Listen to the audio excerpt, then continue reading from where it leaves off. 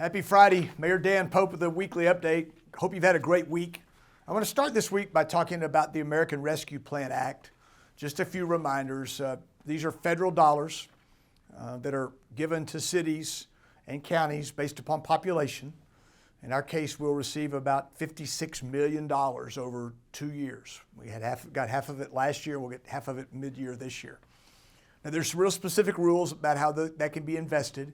It's generally for, capital kind of projects, things that are going to last a long time, not for operating dollars. And so in our budget this year, we made an investment in public safety equipment.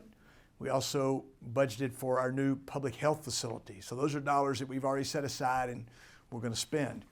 We've continued to talk about that in our council meetings. We've allocated some money towards cybersecurity for the city network. It's important that we're safe and secure as we're handling our information, your information. That's just something you expect and something that we need to deliver. We also are moving forward with some partnerships with the private sector around some of housing, some infrastructure to support housing in parts of our community where we don't have new housing stock. We're pretty excited about that. We're working on some mental health initiatives along with the county, the hospitals, Star Care, Texas Tech. It's good. I think good news there. Job training is something that we're spending quite a bit of time on. We don't have all the solution to that yet, but we're working on that. Homelessness is on our list. And then certainly, how do we get to some of our small businesses and nonprofits and arts organizations that were impacted by COVID-19? And we're working on all of that. We do have a deadline, but it's years away, not days or weeks. We need to get this right. These are significant investments in our community. We will talk about that next Tuesday at our council meeting. We also next Tuesday will discuss our priorities for 2022 as a council. That will be a briefer discussion than normal. I would imagine that those priorities will remain relatively similar to what you've seen for the last several years, but it's important as staff begins to budget and get ready for the next year that we give them a clear direction. Yesterday, University Medical Center dedicated a garden in honor of those lives we've lost in our community to COVID over the last 2 years. I think it was a really nice gesture.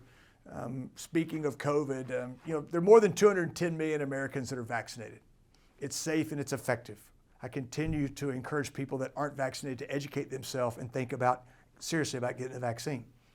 Last week, you were 17 times less likely to be hospitalized with COVID if you've been vaccinated.